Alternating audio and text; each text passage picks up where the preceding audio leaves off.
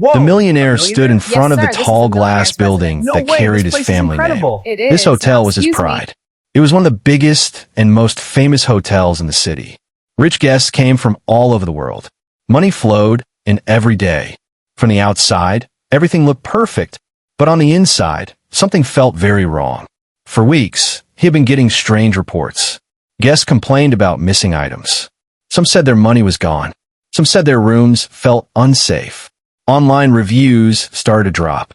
His manager said, "Everything is fine, sir." But his heart told him something was not fine. He trusted his instincts. They had made him rich. And now, his instincts were screaming. So he made a dangerous decision. He would go undercover in his own hotel. He did not tell anyone. Not his board. Not his top managers. Not even his closest business friends. He wanted the truth. Real truth. Not the fake reports he was getting in emails. The next morning, the millionaire did something shocking. He wore old clothes. Simple shoes. A plain capítulo. No watch. No rings. No signs of wealth. He looked like a poor worker looking for a job. When he walked into the hotel, no one recognized him. That hurt him more than he expected. The same staff who used to bow and smile at him now walked past him. No respect. No special treatment. He was invisible. And that was exactly what he wanted. He signed in as a temporary helper. His name was changed in the system.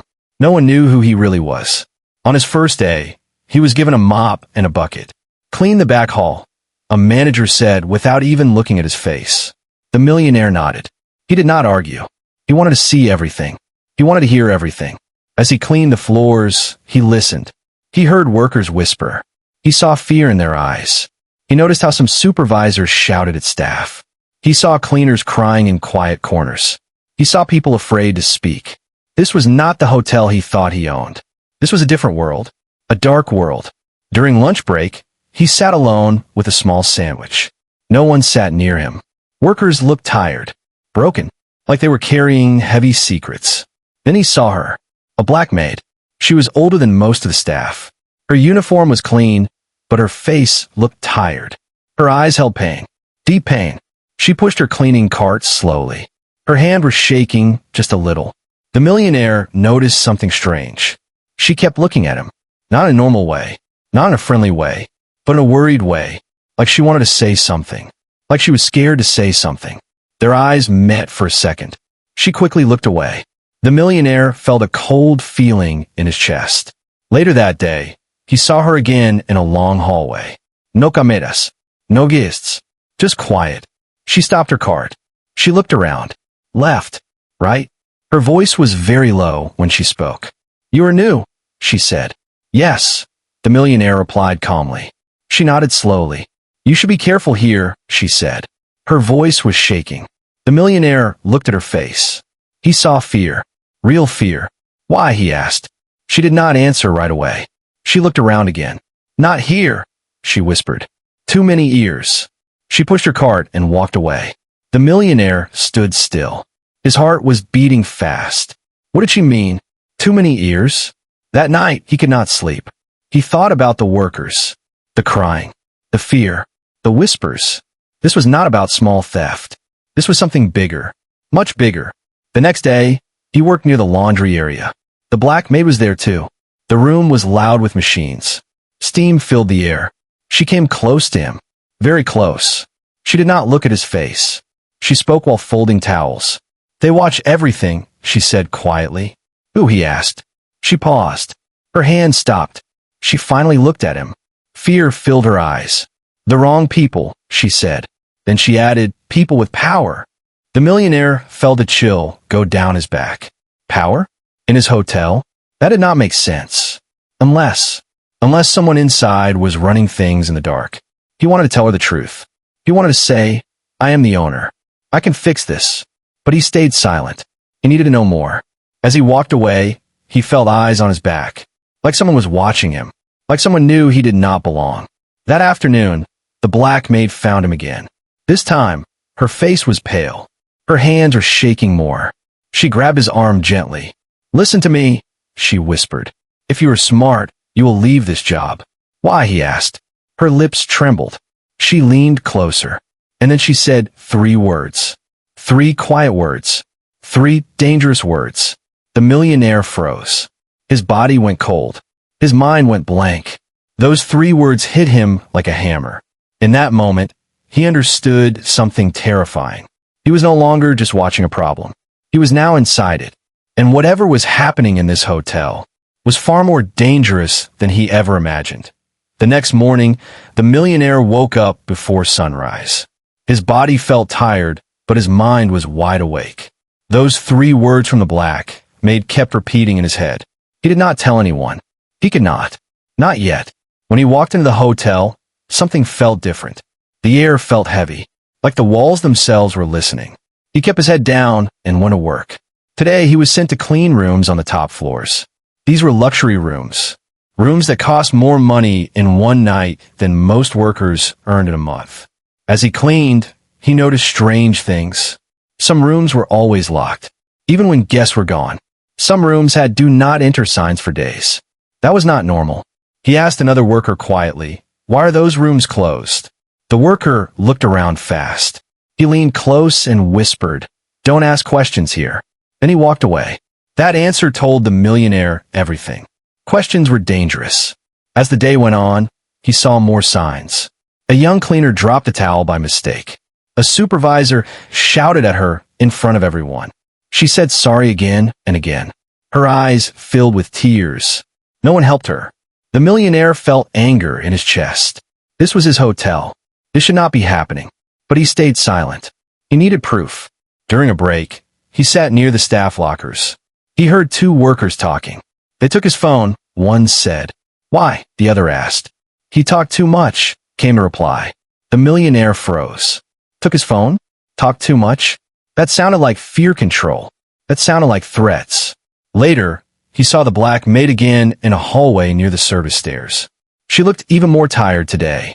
Dark circles under her eyes. Her shoulders looked heavy. She pushed her cart slowly. The millionaire walked beside her. "You didn't sleep," he said gently. She gave a small, sad smile. "Sleep is hard here," she said. He waited. She did not speak right away. Then she said, "People think cleaners see nothing." She looked at him. "But we see everything." That sentence stayed in his heart. She continued, "We hear secrets. We see doors open. We see faces that should not be here." "Faces?" he asked. She stopped walking. Her eyes filled with fear. "Men who are not guests," she whispered. "Men who come at night." The millionaire felt his stomach turn. "What do they do?" he asked. She shook her head. "I don't want to say too much," she said. "People who say too much don't stay long." He understood her meaning. They don't stay long. That could mean fired. Or worse. That afternoon, the millionaire was sent to carry boxes to the storage area in the basement. The basement was cold, dark, quiet. The lights flickered. He hated that place. As he walked, he saw 2 managers talking near a locked door. They stopped talking when they saw him. One of them stared at him. "Long. Too long." "Why are you here?" the manager asked sharply. "I was told to bring boxes," the millionaire said. The manager looked at the boxes, then back at his face. "You're new, right?" he asked. "Yes," the millionaire replied. The manager nodded slowly. "Just do your job," he said. "And don't walk where you're not told." The warning was clear. Very clear.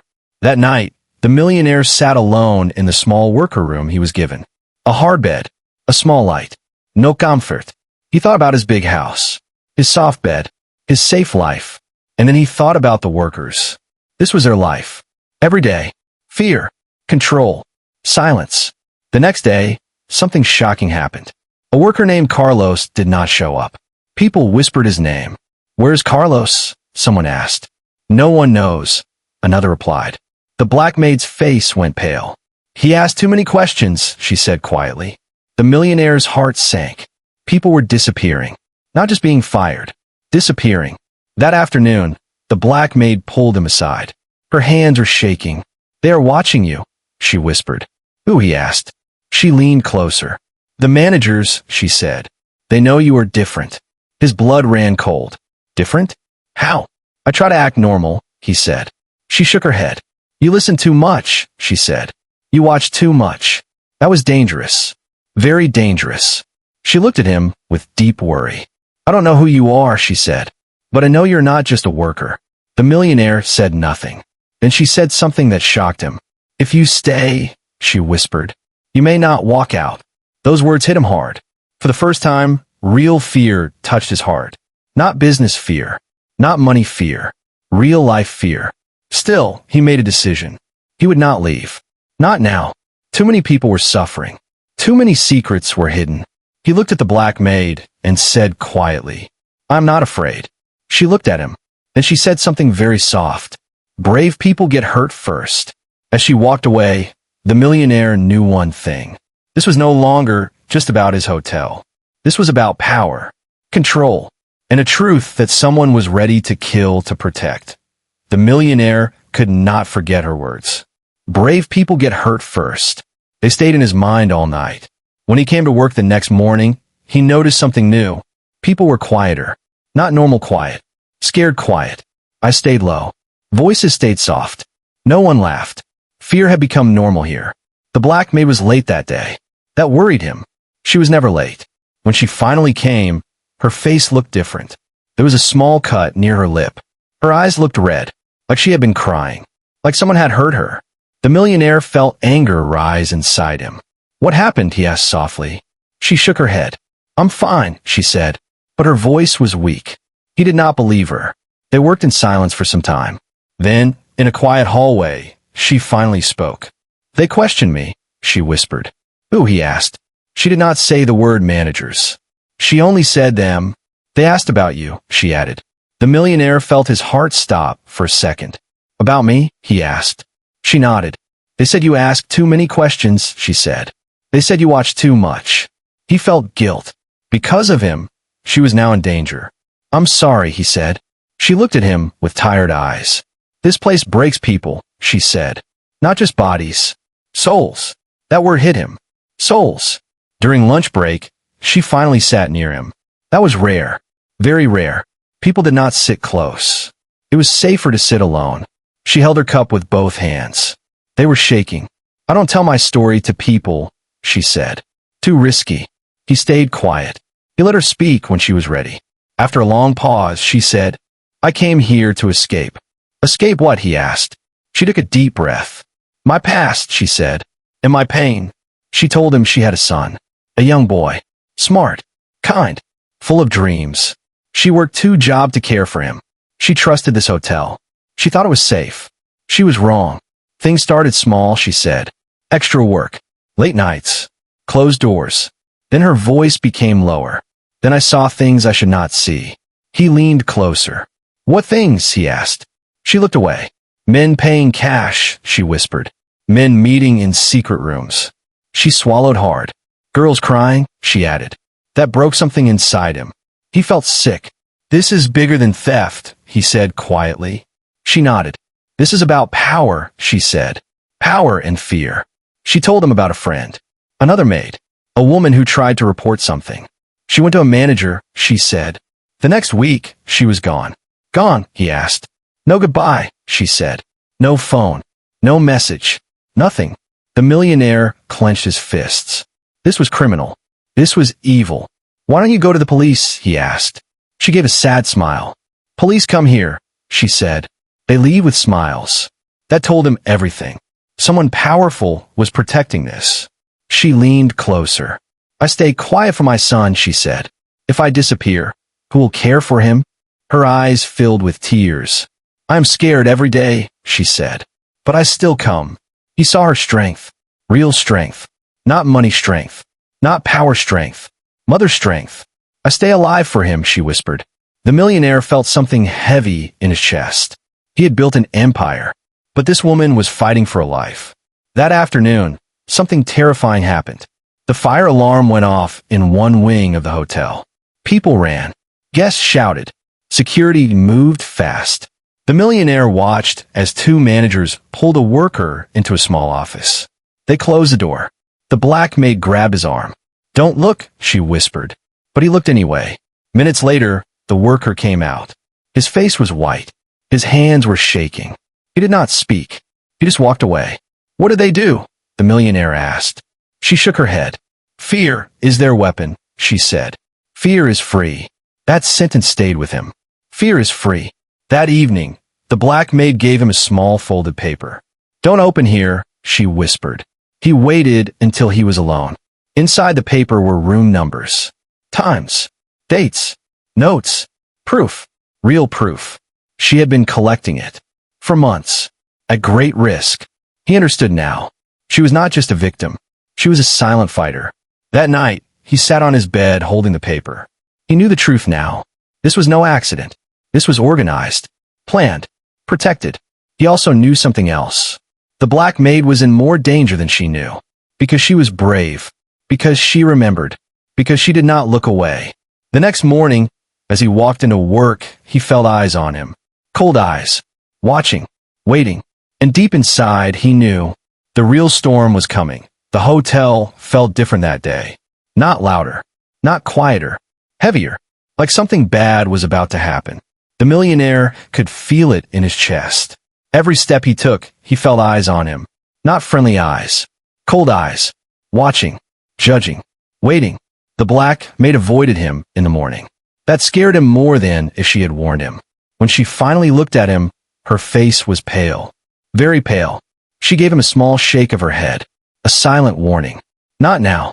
That alone told him something was wrong. During cleaning, he noticed 2 new security guards. Big men. Hard faces. They were not there before. They stood near the service hall, right where staff walked. Watching. Listening. The millionaire kept his head down. He cleaned. He pushed carts. He acted small. But inside, his mind was racing. They know something, he thought. Around noon, he was sent to clean a storage room near the basement. The basement again. Cold. Dark. Quiet. The worst place in the hotel. As he walked down, he heard voices behind a door. Low voices. Angry voices. He stopped. He should not listen. But he did. "They're getting nervous," one man said. "Good," another replied. "Nervous people make mistakes." "What about the maid?" the first asked. There was a pause. "She knows too much," the second said. "We will deal with her." The millionaire's blood went cold. They were talking about her. He stepped back slowly. His heart was beating hard. They were planning something. Something bad. He went back upstairs fast. He had to find her. He had to warn her. He found her near the laundry room. Steam filled the air. Machines were loud. This was the safest place to talk. He walked close to her. "They're talking about you," he said quietly. She did not look surprised. She looked tired. "I know," she said softly. That scared him. "You know?" he asked. She nodded. "They followed me yesterday," she said. "They asked my neighbor about me." His eyes widened. "That means they are serious," he said. She gave a sad smile. "They were always serious," she said. "I just hoped I had more time." That sentence broke his heart. More time. For what? For her son. For safety. For escape. He looked at her and said, "You need to leave." She shook her head. "I can't," she said. "If I leave, they will know I am scared. If I stay, maybe I can still protect my boy." The millionaire felt helpless.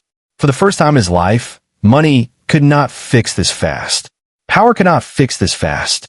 Fear was faster. Later that day, something strange happened. A manager called the millionaire into a small office. The door closed behind him. The room was quiet. Too quiet. The manager smiled. Not a kind smile. A sharp smile. "You are new," the manager said. "Yes," the millionaire replied calmly. "You ask a lot of questions," the manager said. "I'm just trying to learn," he replied. The manager leaned forward.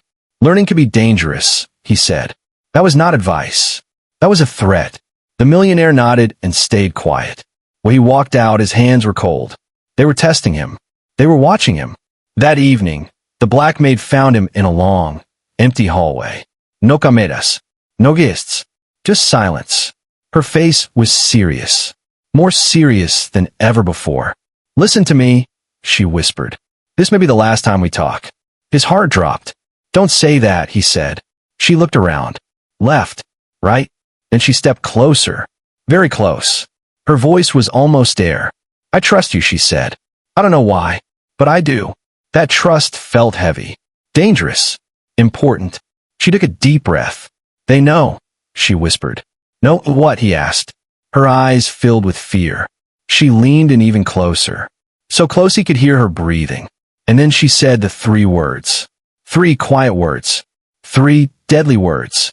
The owner knows. The world stopped. The millionaire felt like the floor disappeared. His heart slammed in his chest. His ears rang. The owner knows? That was impossible. He was the owner. Unless someone knew he was undercover. Unless someone had found out who he really was. His face went cold. His body went stiff. Who told you? He whispered. She shook her head. I don't know, she said. I just heard them say it. They said the owner is watching, she added. They said someone told him. That meant one thing. Someone suspected him. Someone was close to the truth. And if they found out, they would not just fire him. They would silence him. The black maid grabbed his arm. You are in danger, she said. More than you think. He looked into her eyes. For the first time, she looked at him like he might die. Leave tonight, she whispered. Please. He wanted to tell her everything. He wanted to say, I am the owner. I can stop this. But he didn't. Not yet. Not until he had proof. Not until he could protect her. He shook his head slowly. I can't, he said. Her eyes filled with tears. Then God protect you, she whispered. As she walked away, the millionaire stood alone in the hallway. The three words echoed in his mind. The owner knows. Someone was playing a dangerous game. Someone thought they were in control. But they did not know one thing. The real owner was already inside. And he was done being silent. After hearing the three words, the millionaire could not think the same anymore. The owner knows. Those words burned in his mind. If someone knew he was undercover, then time was running out. Fast.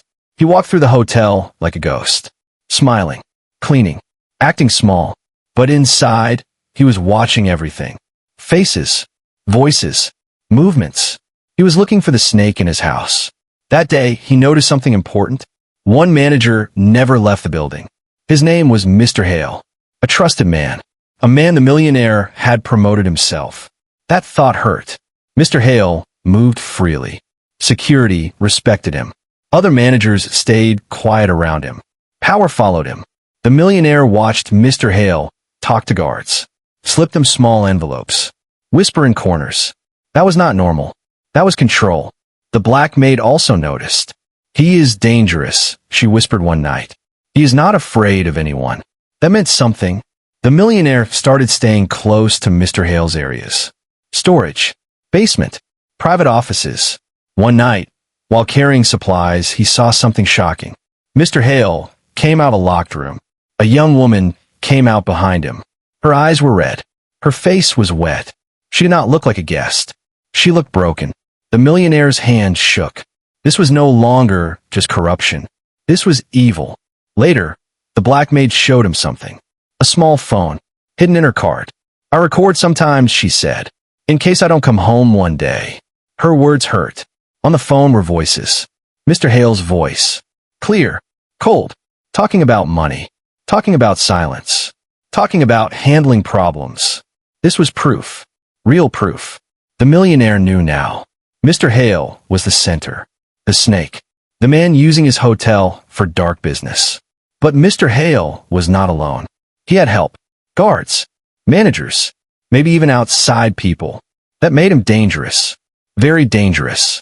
That night, the millionaire made a choice. He would not run. He would fight. Not with fists. With truth. He started to collect everything. Times. Rooms.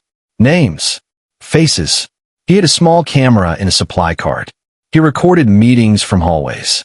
He saved voices on a small recorder. Every day, he risked his life. The black maid helped him. She told him when Mr. Hale was near. She told him when guards moved. She warned him when danger was close. They became a quiet team. Two people against a powerful man. But Mr. Hale felt it. He started to watch the millionaire more. Long looks. Fake smiles. One day, Mr. Hale stopped him in a hallway. You work hard, Mr. Hale said. Thank you, sir, the millionaire replied. Mr. Hale stepped closer. You should be careful, he said softly. Hard workers get noticed. That was not praise. That was a warning. That night, something bad happened. The black maid did not come to work. The millionaire waited. Hours passed. No sign of her. Fear hit him like a wall. He asked quietly. No one knew where she was. That night, he could not breathe. Had they taken her? Had they hurt her? Early the next morning, she came. Her face was swollen. Her arm was hurt. She could barely walk. "They came to my house," she whispered. His heart broke. "They asked about you," she said. "They asked what you know." His fists clenched. "This is my fault," he said. She shook her head. "No," she said. "This is because they are scared." Scared. That was good. Fear meant pressure. Pressure meant mistakes. "They know we are close," she said. "They think you are helping someone." The millionaire looked at her. "They are right," he said quietly. She looked at him with surprise. Then understanding. "You're not just a worker," she said slowly. He did not answer, but his eyes told her everything. That day he got something big. A recording. Mr. Hale talking on the phone, saying, "If the owner finds out, we are finished." That was it. That was the key. The truth. Now he had enough. But he could not move yet. Not alone. Not quietly. He needed to hit hard. One strike. One moment. Expose everything. The black maid looked at him and said, "They will not stop." He nodded. "I know," he said, "but neither will I." She looked tired. "But promise me one thing," she said. "What?" he asked. "If something happens to me," she said softly, "don't forget my son." That broke him. "I promise," he said. In that moment, this was no longer just business. This was personal. Mr. Hale thought he was the king. He thought no one could touch him. But the real owner was standing right there. Silent. Patient. Ready. The trap was set. The final move was coming. And when it came, everything would change. The millionaire knew the time had come. He could feel it in his bones. If he waited longer, more people would get hurt. If he moved too fast, everything could be destroyed. So he chose the perfect moment. The hotel was full. Investors were visiting. Top managers were present. Important guests were inside. This was the day. This was the stage. Early that morning, he sent a quiet message from a hidden phone. Not to his managers. Not to his board. To his private security team. People he trusted with his life. They came quietly. In normal clothes. Like guests. No one noticed. The black maid looked at him with worried eyes. "Today," she whispered. He nodded. "Yes," he said. "Today it ends." She held her hands together. "I'm scared," she said. "So am I," he replied. "But fear will not win today." He gave her a small nod. A thank you. A promise. By noon, Mr. Hale called a big management meeting. All department heads. All senior staff. Conference room on the top floor. The millionaire was told to clean near the room. Perfect. He pushed his cart slowly down the hall. His heart was beating fast. Inside the room, voices were loud. Mr. Hale was speaking with confidence. "The hotel is strong," Mr. Hale said. "Profits are up. Everything is under control." Lies. All lies. The millionaire stood outside the door. He turned on his hidden recorder. Inside, Mr. Hale continued. "Some staff have been asking questions," Mr. Hale said. "We are handling it." That word again. Handling. The black maid stood at the end of the hall. Watching. Ready. Then something happened. Mr. Hale raised his voice. "If the owner ever walks in here," he said with a laugh, "he would be shocked at how things really work." The millionaire's jaw tightened. That was it. He pushed his cart forward. He opened the conference room door. Every head turned. Silence fell. "Excuse me," Mr. Hale said sharply. "This is a private meeting." The millionaire stepped inside. Slowly, calmly, he looked around the room. Familiar faces. Men and women who smiled at him in suits. Who shook his hand in boardrooms. Who now did not recognize him. "I just came to clean," the millionaire said in a small voice. Some managers laughed. Mr. Hale smiled. "Do it later," he said. "Get out." The millionaire did not move. "I think I will stay," he said. Mr. Hale's smile faded. "This is not your place," Mr. Hale said. The millionaire looked straight at him. "You are right," he said. "This is not my place." Then he did something no one expected. He reached up. He removed his cap. The room froze. He slowly took off his old jacket. He stood tall. Very tall. His eyes changed. No more fear. No more small worker. Only power. Only truth. "I'm exactly where I belong," he said. Confusion filled the room. Mr. Hale stared. "What is this?" Mr. Hale said. The millionaire took one step forward. "My name is on this building," he said. "My family built this hotel." Gasps filled the room. No one spoke. Mr. Hale's face went white. "No," Mr. Hale said softly. That's not possible. The millionaire looked around. I'm the owner, he said clearly. Silence exploded into chaos. Chairs moved. People whispered. Some stood up. Mr. Hale backed up slowly. You're lying, Mr. Hale said. This is a trick. The millionaire raised his hand. At that moment, his private security walked in. Strong, calm, professional. The room changed. Power shifted. I have recordings, the millionaire said. I have videos. I have witnesses. Mr. Hale's mouth opened. No words came out. The millionaire pressed a button on his phone. Mr. Hale's voice filled the room. Cold, clear, talking about money, talking about silence, talking about handling people. Faces in the room went pale. Some managers looked at the floor. Some looked shocked. Some looked guilty. This hotel was turned into a weapon, the millionaire said. A place of fear. A place of control. He looked straight at Mr. Hale. You use my name to hurt people, he said. You use my power for your crimes. Mr. Hale tried to speak, but no one listened. Then the door opened again. Police officers walked in. The black maid had made the call. She stood at the door. Her hands were shaking, but her eyes were strong. The millionaire looked at her. She nodded. Tears filled her eyes. Mr. Hale was handcuffed. His face showed anger, fear, shock. As he was taken away, he turned and looked at the millionaire. This is not over, he said. The millionaire looked back calmly. Yes, he said. It is. The room was silent. Managers stood still. No one spoke. The millionaire took a deep breath. For years, you thought no one was watching, he said. But I was. He looked around. This hotel will change, he said. Starting now.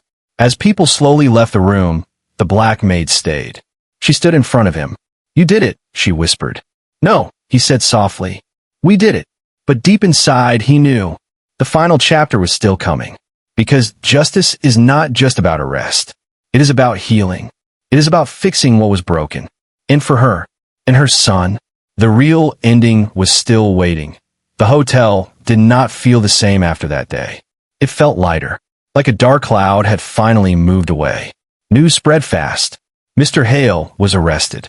Other guilty managers were questioned. Some were fired.